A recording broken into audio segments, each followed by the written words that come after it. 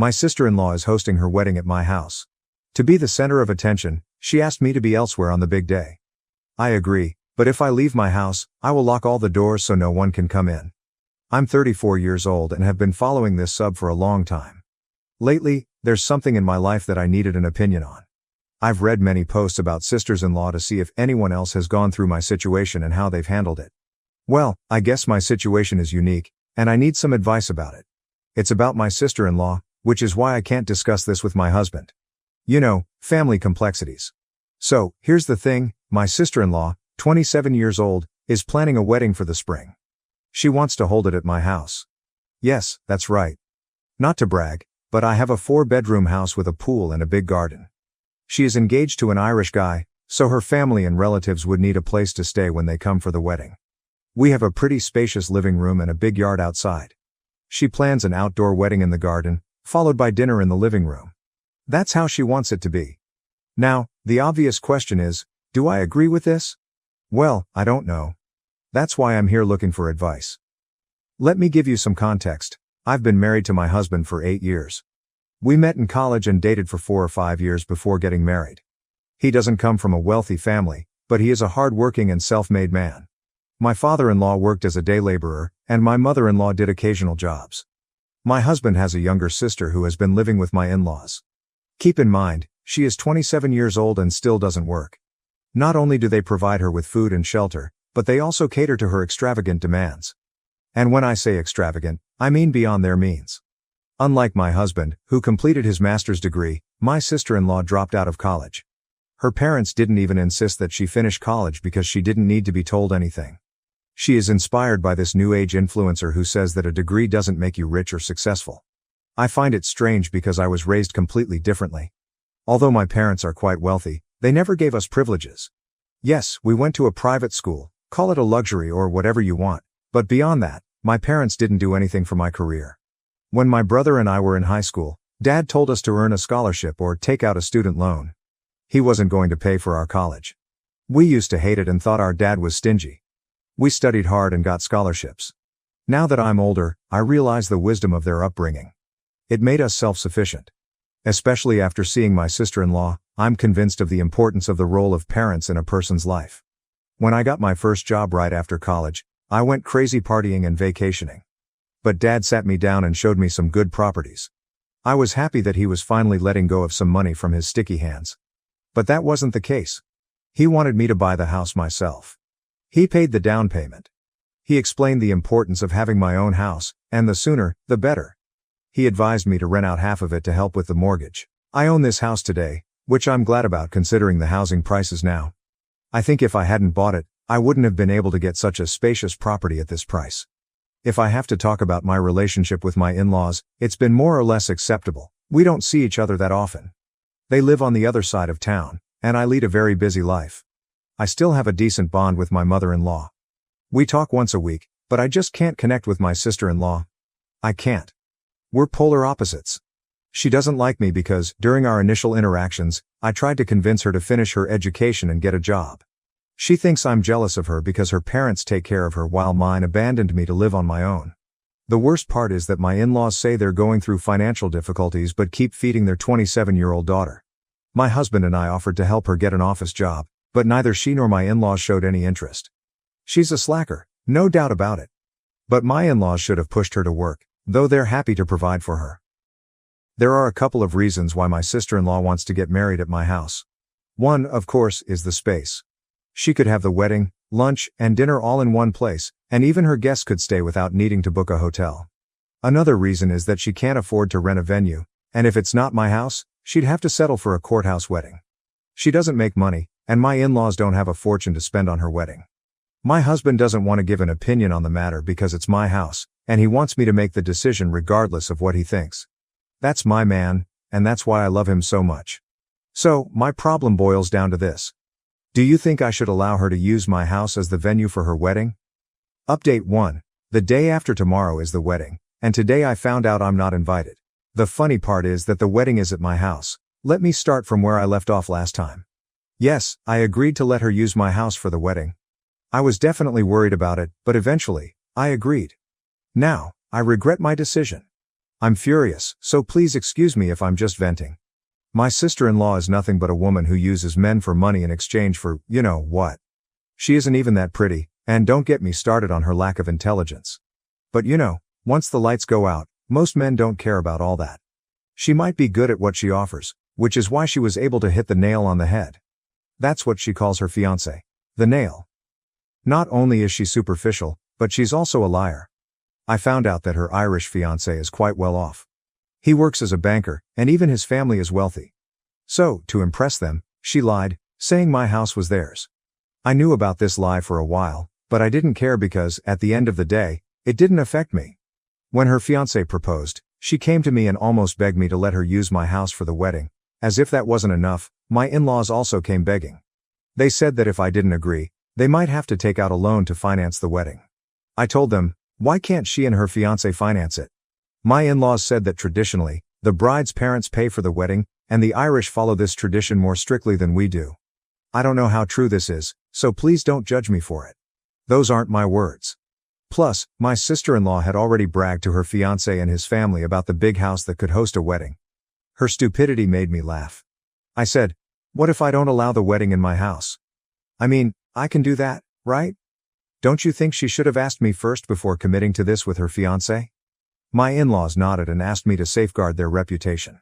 I told them I would, but they should have done a better job raising their daughter. You see, I don't sugarcoat my words, and maybe that's why they think I'm arrogant. They don't understand that I say this for their own good. You know what happened next? They came to my house until I agreed to this. At one point, I thought, it's just a matter of 2 days. Let's get this over with. And yes, some people asked in the last post if she offered to pay rent. All of this happened 3 months ago when I made the original post. Fast forward to 2 days ago.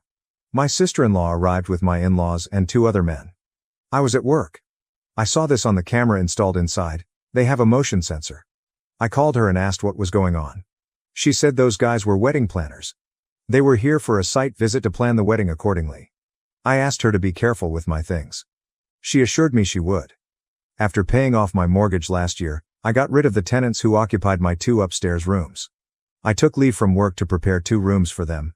I hired a cleaner for the task. It's a huge house to clean all by myself. Today, my sister-in-law showed up at 6 o'clock in the morning while we were still sleeping. She was leaving for her bachelorette party in the next town. She was here to see if everything was properly prepared. She was happy to see that I had prepared 2 rooms for them and rented a larger dining table for tonight's dinner. Then she walked around the house, saying, okay, those 2 rooms are ready for my in-laws. Mom and Dad will take your room, and I'll take the room with the walk-in closet. Oh wow, I'm so excited to show them my big house with all these fancy things. I can't wait to see their amazed expressions. When she gave her version of the house, I was confused. I mean, where do we fit in? The rest of the conversation went like this. Sorry, I'm confused. If your parents take our room, where do we go? She answered. Well, I don't know. You can go to your parents' house or maybe check into a hotel for 2 days. You both earn well, I'm sure you can afford it. To which I responded, but why do we have to move out of our own house? With a mocking tone, she said, because to them, it's my parents' house, remember? And you can't live here. It would be very weird for a married brother and his wife to live with my parents. I felt dizzy after that conversation. How? What the hell? So, you're going to make it look like this is your parents' house, and you live here like a princess? I was already pretty angry. I put on a serious face and asked, so, according to your fairy tale, where do we live in case your in-laws ask us? Oh, they won't. I mean, how would they? You won't be here, right? She said. And what about our stuff, our pictures? Who would know they are your things? I asked. I'll tell them everything is mine. The only problem is the photos in your hallway. We'll have to take them down before they arrive, she replied. I sighed and asked, so even if we vacate the house to uphold your facade, we'd still see them at your wedding, right? What if they ask us then? I asked this sarcastically, but her responses left me stunned. No. There's a misunderstanding. You're not attending the wedding or the family dinner at all. I was like, what the hell? She continued. I'm not sure how this happened, but I never invited you to the wedding. Did my parents send you an invitation? I felt very stupid for talking to her. I screamed my husband's name, who was sleeping peacefully. I screamed so loud he ran out. I shouted, did you know we weren't invited to the wedding? It seems his body was awake, but his mind was still asleep. Who? Wedding? Oh yes, her wedding? We're not invited? I mean, why? I said, your sister said she didn't send us an invitation, so how could we assume we were invited? Let me understand the situation. I really don't get what's happening here. It took him a few minutes and a few repetitions to understand what had just happened. He was horrified that we weren't invited to the wedding she'd have at our house. My sister-in-law said, well, if that bothers you so much, you can attend and probably say your wife is sick and has to skip it. I asked, what was her original reason to justify our absence? The woman had the audacity to laugh in my face and said, oh, you won't believe it? I told them my parents have estranged you because you're too toxic. I was like, wow, what else can I expect from you? I angrily walked into my room without saying anything. It was useless to waste time talking to her. My husband followed me and assured me it was still my decision if I wanted his consent. At this moment, I was too angry to think clearly. I needed to calm down to make a rational decision. That's why I sat down to update here, thinking it might help, and it did. I feel much lighter. But that doesn't mean I'm going to give in to the princess's demands. I don't know what to do now, but I'm definitely not going to leave my house to participate in her web of lies, no matter what happens. I'll update this thread. You can count on me. Update 2. Hi guys, thanks for engaging with my posts. Yes, everyone was right in saying that the spoiled princess lives in a world of illusions. First of all, let me answer some common questions from the comments. How can my sister-in-law access my house in my absence? After I agreed to let her use it for the wedding, I gave her the spare key. The front porch, living room, garden, and pool area are all covered with cameras, so I felt okay sharing the spare key. Second, how is it possible that my sister-in-law's fiancé believed her lies that the house was hers? Didn't he visit her there at some point? I'm not sure. She's been dating him for less than a year. 2 weeks before the wedding, she brought him to my house to give him a tour while I was at work. After writing that update that day, I discussed my thoughts with my husband.